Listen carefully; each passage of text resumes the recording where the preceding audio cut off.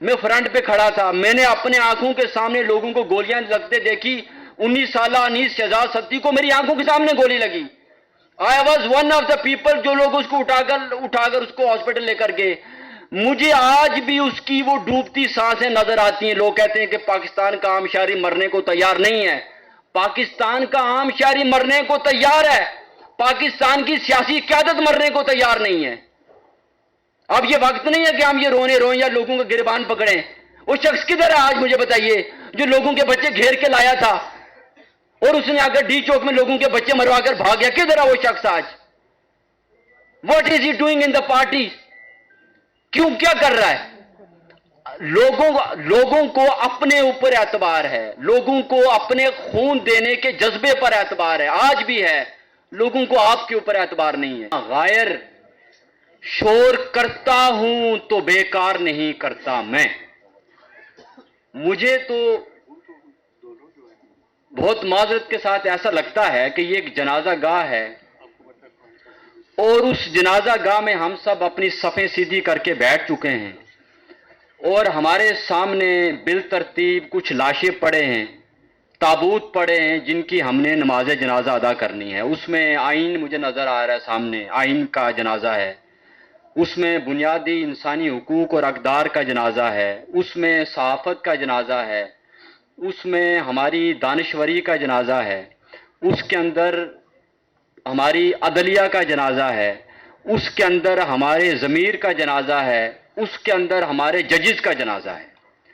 وہ ٹائم کہ جس وقت اس فسطائیت نے ہمیں تنہا کر کے نہیں مارا تھا تو ہمارے پاس وقت تھا کہ ہم اکٹھا ہوتے، لوگوں کو ایک ایک کر کے مرنے سے بچاتے. یعنی میں کبھی تحریک انصاف کا حصہ نہیں رہا. میں نے 26 نومبر کی رات سڑک پر سو کر گزاری. مجھے پی ٹی آئی کے لوگ دعوت دیتے تھے کہ آپ آئیں کنٹینر پہ سو جائیں، آپ آئیں ہماری گاڑی میں سو جائیں. میں سڑک پہ سویا اس سردی میں.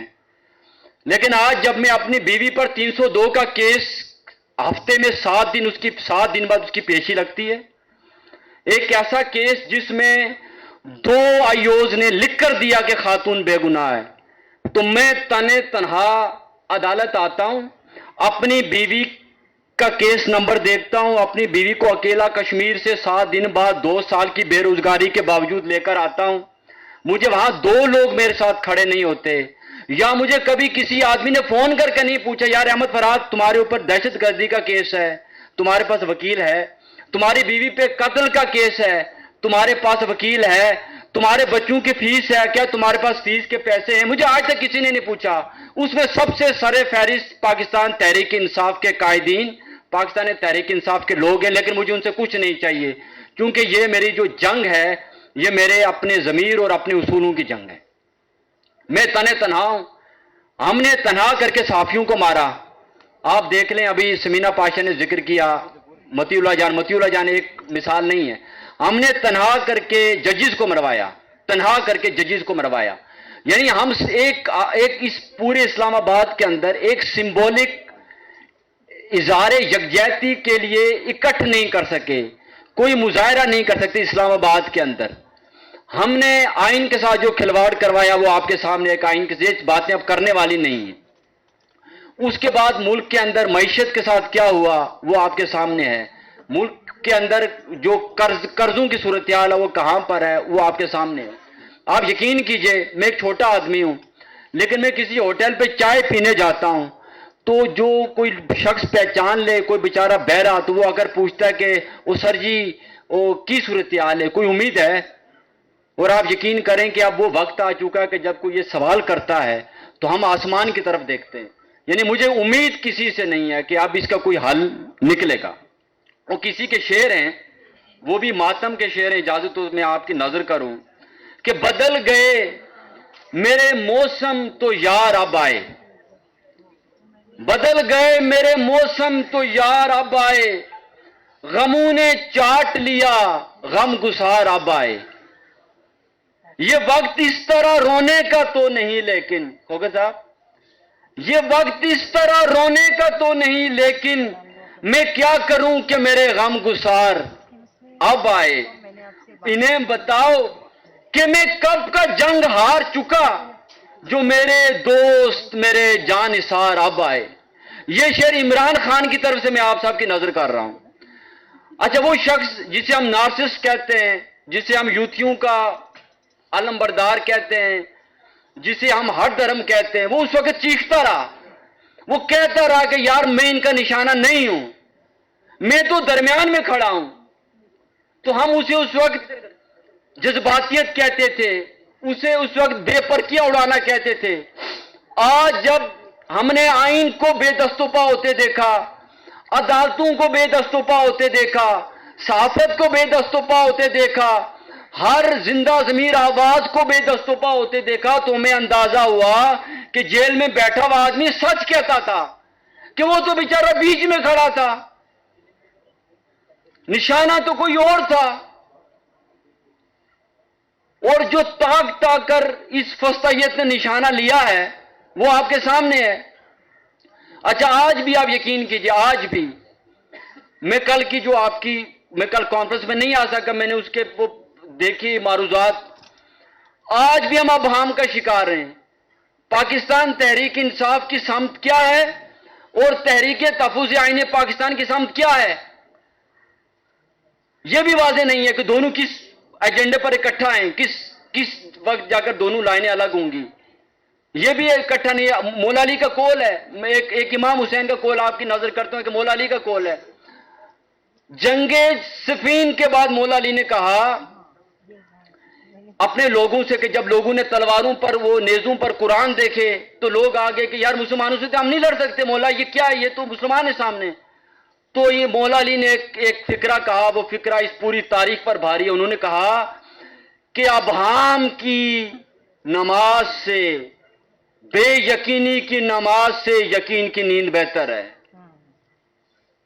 بے یقینی کی نماز سے یقین کی نیند بہتر ہے. ہم پچھلے 3-4 برس سے بے یقینی کی نماز ادا کر رہے ہیں. بے یقینی کی نماز، کلیئرنسی نہیں ہے کسی جگہ پر، ہے ہی نہیں بالکل. اس کا نتیجہ کیا ہوا کہ مجھ جیسا آدمی کہ جو اپنا گھر بار لگا کر نکلا تھا وہ ہار گیا. میں ڈر گیا ہوں، میں صحیح بتا رہا ہوں آپ کو. میں لیٹ می کانفیس کہ میں ہار گیا ہوں، میں ڈر گیا ہوں. میرے پاس کیس لڑنے کی جرت نہیں ہے، مجھے اپنی بیوی کو جیل میں دیکھنے کی جرت نہیں ہے. میں ڈر گیا ہوں. اس وجہ سے نہیں ڈرا کہ میں کمزور تھا، اس وجہ سے ڈرا کہ جب میں نشانے پہ تھا تو میری پیٹھ پر کوئی کھڑا نہیں تھا. اور میں یہ سمبل ہوں، علامت ہوں. میں جب اپنے بارے میں کہتا ہوں تو یہ میں نہیں ہوں. یہ متی اللہ جان ہے، یہ سمینہ پاشا ہے، یہ ججز ہیں بیچارے جو انڈر ہیمر ہیں، یہ سب لوگ ہیں. تو ہماری پیٹھ پر کوئی کھڑا نہیں ہے. پھر امام حسین علیہ السلام کا ایک قول ہے کہ تم ظلم کے خلاف نکلنے میں جتنی تاخیر کرتے ہو تمہیں اتنی زیادہ قربانیاں دینا پڑتی ہیں.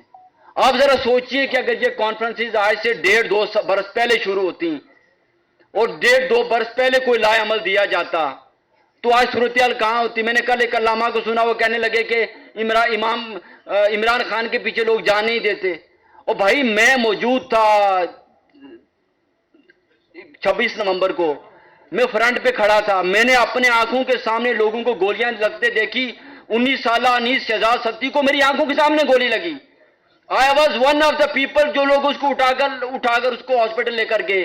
مجھے آج بھی اس کی وہ ڈوبتی سانسیں نظر آتی ہیں. لوگ کہتے ہیں کہ پاکستان کا عام شہری مرنے کو تیار نہیں ہے. پاکستان کا عام شہری مرنے کو تیار ہے، پاکستان کی سیاسی قیادت مرنے کو تیار نہیں ہے. اب یہ وقت نہیں ہے کہ ہم یہ روئیں یا لوگوں کا گریبان پکڑیں. وہ شخص کدھر ہے آج مجھے بتائیے جو لوگوں کے بچے گھیر کے لایا تھا اور اس نے آ کر ڈی چوک میں لوگوں کے بچے مروا کر بھاگ گیا؟ کدھر ہے وہ شخص آج؟ What is he doing in the party? کیوں، کیا کر رہا ہے؟ لوگوں کو اپنے اوپر اعتبار ہے، لوگوں کو اپنے خون دینے کے جذبے پر اعتبار ہے، آج بھی ہے. لوگوں کو آپ کے اوپر اعتبار نہیں ہے. معذرت، لوگوں کو آپ کے اوپر اعتبار نہیں ہے. ڈرائنگ روم کی دانشوری پر اعتبار ہے، سڑکوں پر سامنے گولی کے سامنے کھڑے ہونے پر اعتبار نہیں ہے لوگوں کو. اور میں آخر میں، کیونکہ یہ قرض ہے تو میں پی ٹی آئی کے تمام جملہ جو لوگ اس فسطائیت کے سامنے کھڑے ہیں، آپ تاریخ کی اس بدترین موڑ پر آپ مزاحمت کی علامت ہیں. پی ٹی آئی کا کارکن، عمران خان کی بہنیں، عمران خان کے بعض لیڈرز، بعض رہنما، میں انہیں سلام پیش کرتا ہوں. لیکن میں آخر میں آپ سے صرف یہ گزارش کروں گا اپنے جملہ قائدین سے کہ یہ فقر خانقاہی سے خدارا نکل آئیے، فقر خانقاہی سے نکل آئیے. اقبال نے کہا تھا کہ نکل کر خانقاہوں سے ادا کر رسم شبیری، کہ فقر خانقاہی ہے فقط اندو ہو دلگیری. تو یہ فقر خانقاہی سے یہ افریت نہیں جائے گا، یہ رسم شبیری ادا کرنے سے افریت جائے گا. اگر کسی کی دل آزاری ہوئی، چونکہ میں دکھا ہوا آدمی ہوں، تو میری ان معروضات پر مجھے معاف کر دیجیے گا. بہت شکریہ. بہت شکریہ. ہم سب دکھی ہے.